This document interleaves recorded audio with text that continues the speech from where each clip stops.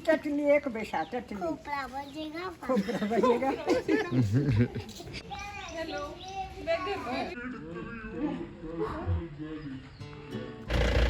अच्छे से काम करना, घर पे रीड को। Hello and welcome back to my YouTube channel. So आप सोच रहे होंगे ये ऑफ रोडिंग कहाँ की चल रही है।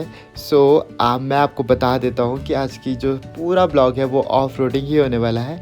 इसीलिए जिसको ऑफ रोडिंग पसंद है वो मेरे वीडियो को लाइक शेयर एंड कमेंट ज़रूर करे, और जिसको नहीं भी पसंद है वो भी करे, क्योंकि मैं आगे आपको बहुत ही एक्साइटिंग प्लेसेस और स्टोरीज़ बताने वाला हूँ जहाँ हम आज जाने वाले हैं। तो हम जब रास्ते से जा रहे थे तो हमें 5 स्टोरी टेम्पल दिखा भगत सिंह माता का। तो मैं सोचा चलो आपको भी दिखा देता हूँ कि कुल्लू में भी कारीगरों की कमी नहीं है। तो आप देख सकते हो कितने ब्यूटीफुली इस चीज़ को बनाया है उन्होंने।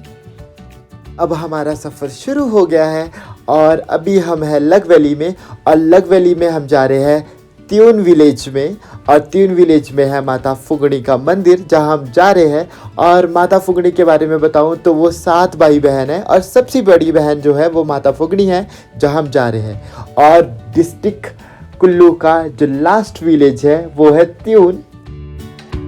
तो आप इमेजिन कर ही सकते हो हम कितना हाइट पे जाने वाले हैं, तो बहुत मज़ा आने वाला है। साइड में आपको ये जो छोटी सी सेटलमेंट दिख रही है इसको बोलते हैं घाट, और यहाँ के जो लोग होते हैं वो सारा अनाज इसी में पीसते हैं। जैसे हमारे वहाँ तो जैसे बहुत ही मॉडर्न मशीनों से पीसा जाता है, बट यहाँ पे बहुत ही नेचुरल तरीके से पीसा जाता है इसमें। तो इस तरह की छोटी छोटी सेटलमेंट, छोटे छोटे गांव पहाड़ों के बीच में होते हैं। और रोड अंडर कंस्ट्रक्टेड था तो नीचे खाई थी। मुझे इतना डर लग रहा था कि कहीं मलबा ना गिर जाए, क्योंकि बारिश भी हो ही रही थी थोड़ी थोड़ी। सो मेरी सांस ऊपर के ऊपर नीचे के नीचे, बहुत डर लग रहा था। ये है मेरी प्यारी नानी जो मुझसे बहुत प्यार करती है। और अब हमारा जो गाड़ी वाला रास्ता था वो ख़त्म हो गया था, इसके आगे गाड़ी नहीं जाती है। अब हम इसके बाद पैदल मार्च करेंगे। तो देख सकते हो, तो इनका अभी प्लान बना कि चलो नंगे पैर ही फुमड़ी माता के पास जाएंगे। अब मुझे भी उतारना पड़ेगा, वरना मैं खुद गिल्ट ट्रिप पे चला जाऊँगा। Tinkle, can you hold this camera please? Okay. हाँ, मुझे उतारनी पड़ेगी ना फिर, इतना बेशर्म मनोकामना पूरी होना चाहिए।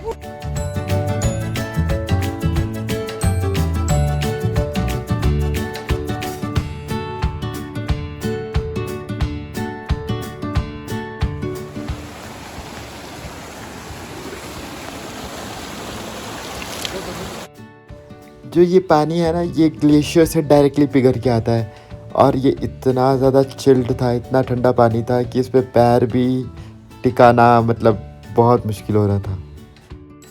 और देखो, मैं आपको ये बताना ही भूल गया, मैं जा किसके साथ रहा हूँ।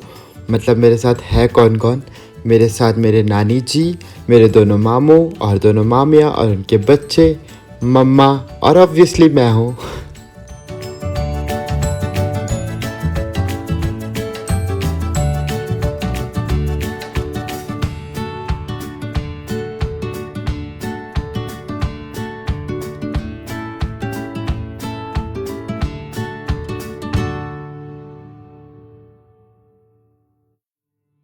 और ये है मेन एंट्रेंस जहाँ से फुंगड़ी माता का जो ट्रैक है, छोटा सा ट्रैक है, वो शुरू होता है।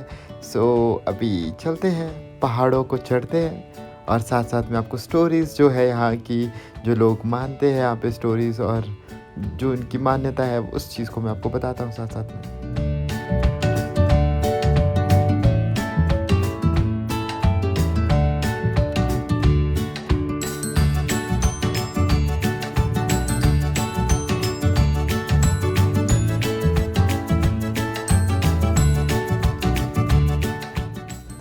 यहाँ पे जो छोटा सा जो हमारा ट्रैक है वो आधा हो जाता है, तो सारे यहाँ पे रेस्ट कर रहे थे क्योंकि थोड़ा सा थक गए थे। तो यहाँ पे एक छोटी सी माता भी है, उसको पांदी बोलते हैं, जिसके बारे में ये लोग बता रहे थे।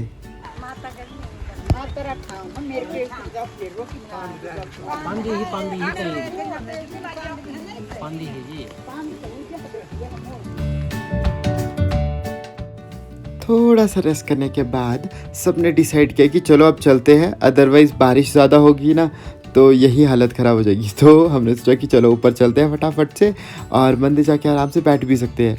इसीलिए सब सीढ़ी चढ़ते गए और जय माता दी करते गए।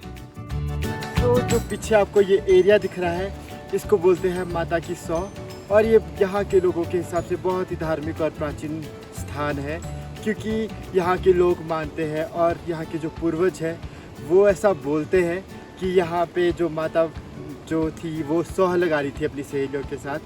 सौह एक फेस्टिवल होता है डांस का जो माताएं करती थी उस वक्त पे। सो वो कर रही थी, तो वहाँ पे एक भालू आ गया उस टाइम पे और वो उनको वो सौह लगाने नहीं दे रहा था। तो कुछ टाइम के बाद माता को इतना गुस्सा आया कि उन्होंने उस भालू को यहाँ से नीचे फेंक दिया नदी में। यहाँ नीचे एक नदी है, वहाँ पे फेंक दिया, और तब से यहाँ पे माता का एक मंदिर है इस पेड़ के बीचों बीच, और यहाँ पे हर साल मेला होता है और बहुत सारे लोग आते हैं। तो पहाड़ बहुत सुंदर होते हैं देखने को, मानते हैं, बट उतने ही डेंजरस भी होते हैं। यहाँ से अगर कोई नीचे गिर गया ना तो उसकी तो हड्डियाँ भी नहीं मिलेगी। तो पीस से और जोश में होश नहीं खोना, इसलिए जोश में हमें होश नहीं खोना है, सिर्फ जोश रखना है और होश भी रखना है साथ में। आप देख सकते हो मेरी फैमिली वाले कितने इंटरेस्टेड है ब्लॉग में आने के लिए।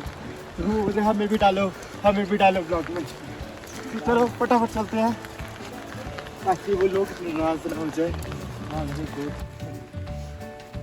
बोला वो जॉन भाई यहाँ जूब तो नहीं पड़ती है। आपने बता तो दिया कि यहाँ पे जो है आगे माता को जूब देनी पड़ती है, तो हम सारे यहाँ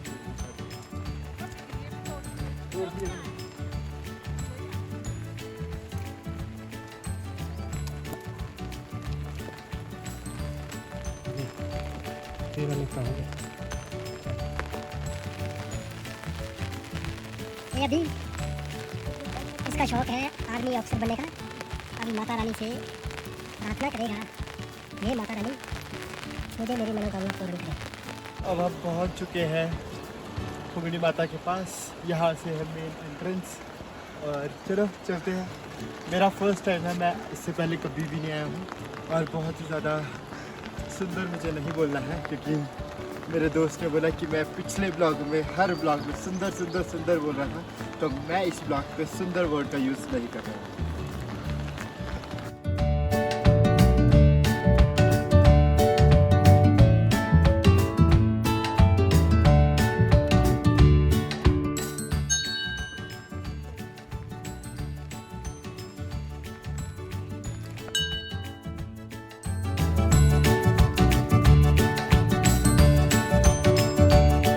हम पहुंच चुके हैं त्यून, जो डिस्ट्रिक्ट कुल्लू का लास्ट विलेज है, लग वैली का लास्ट विलेज है। यहाँ से ऊपर आपको कोई भी विलेज नहीं मिलेगा, और ये लास्ट विलेज है, और बहुत ही ज़्यादा देख सकते हो आप, मतलब बहुत ही पुराने तरीके से बने हुए हैं अभी भी वहाँ पे घर, और पूरे लकड़ी के हैं।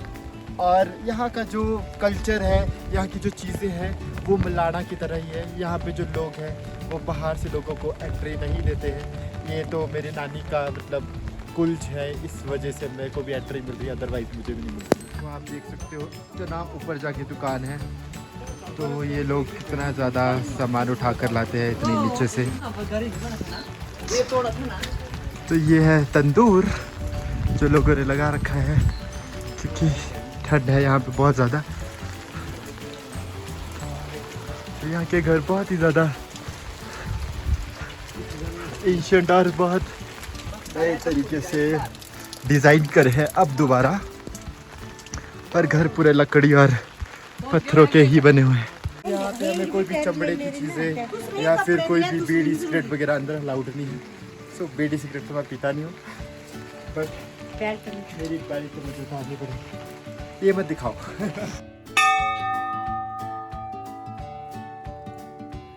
सो फाइनली अब हम पहुंच चुके हैं फुगड़ी माता मंदिर, और ये जो मंदिर है वो 1997 में रिकंस्ट्रक्ट हुआ है। उससे पहले ये कब स्थापित हुआ इसका तो पुजारी जी को भी नहीं पता, बहुत ही पुराना मंदिर है।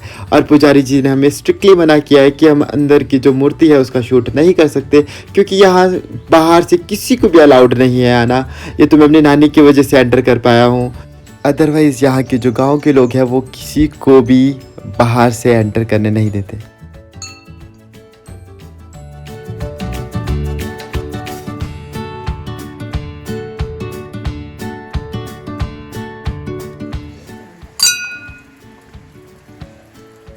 तो ये जो है परिक्रमा कर रहे हैं हम मंदिर की, क्योंकि यहाँ पे ऐसा मानते हैं कि अगर आप मंदिर की परिक्रमा करोगे तो आपके जो पाप है वो कम हो जाएंगे।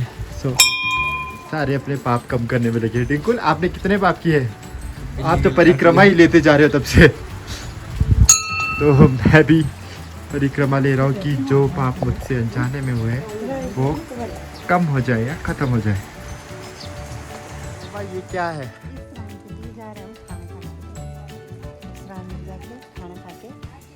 सराय किस लिए होती है माँ? खाना बनाना और खाना, आग उग तपनी, तब घर जाना। ओके, तो अभी यहाँ इतनी ठंड है ना? बहुत ठंड है। ये चला है जून और हम सेक रहे हैं आग। लोग गर्मी से मर रहे हैं और हम यहाँ पे ठंड से। नानी, आप तो बहुत फास्ट हो चलने में। नानी, आपकी एज कितनी है? 70 साल। फिर भी आप इतना फास्ट चलते हो, कैसे? देसी घी खाया था आपने बचपन में बहुत। चाह तू इधर आ, ये मेरी दादी है। चाय तो पिया वो। ये मेरी दादी है। किसकी दादी है?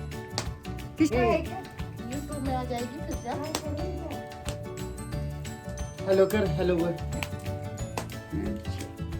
प्लेट को देख के तो मेरे मुंह में पानी ही आ गया, क्योंकि सुबह से कुछ भी नहीं खाया था। आप जब मंदिर आते हो तो आप कुछ भी नहीं खाते हो।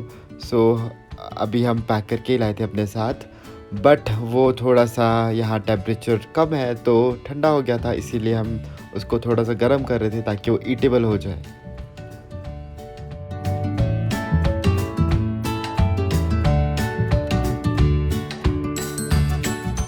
यहाँ के गांव वाले कितने ज़्यादा स्वीट है। जब उनको पता चला कि कोई मंदिर आया है, सो उन्होंने हमें जंगली मशरूम की सब्जी दी टेस्ट करने को, जो ऑब्वियसली बहुत ज़्यादा टेस्टी भी थी और हेल्दी भी थी, क्योंकि नेचुरली ग्रोन्ड जो चीज़ें होती है वो ऑब्वियसली बहुत हेल्दी होती है। इतना लो टेम्परेचर और ऊपर से चाय, मज़ा आ जाए, मज़ा आ जाए, मज़ा आ जाए।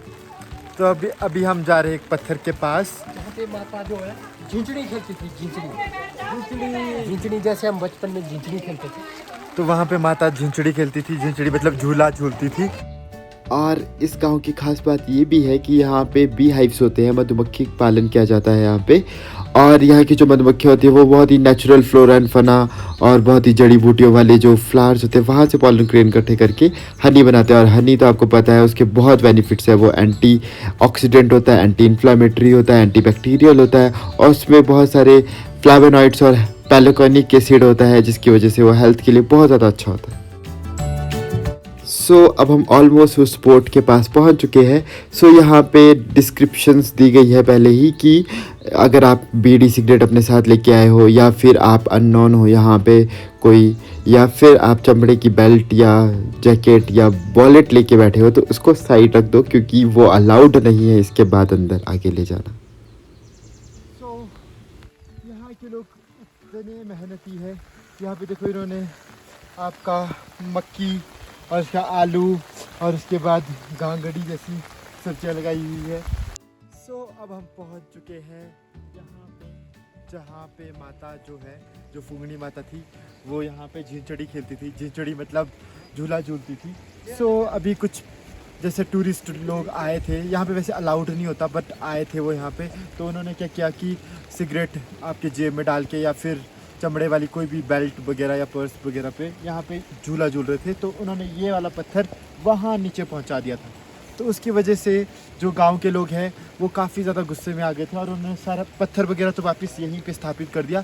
बट उसके बाद से कोई भी जो अननोन पर्सन है, किसी को भी अलाउड नहीं होता इस गाँव में आने को। तो आज भी ऐसा मानते हैं कि माता आज भी सुबह 4 बजे आवाज़ें सुनाई देती है इस पत्थर के हिलने की। सो मैं आपको थोड़ा सा दिखाता हूँ। ये देखिए, ये इस तरीके से मूव करता है 4 बजे, बिल्कुल सेम जो आवाज़ अभी आपको सुनाई दे रही है, 4 बजे ऐसी आवाज़ सुनाई देती है आज भी लोगों को। सो बहुत ही ज़्यादा रहस्यमय चीज़ें हैं यहाँ पे। पता हम वापस जा ही रहे थे तो हमें ये अजीब सी चीज़ दिखी और पहले तो हम डर गए ये क्या है, बाद में पता चला ये स्नेल है और यहाँ पे इतनी बड़ी बड़ी ही स्नेल्स होती है। सो अब हम घर जा रहे हैं और हमारा वीडियो भी क्लाइमैक्स तक आ चुका है। तो अगर आपको मेरा ब्लॉग अच्छा लगा तो मेरे ब्लॉग को लाइक शेयर एंड कमेंट करें और मेरे चैनल को सब्सक्राइब करें जो है ये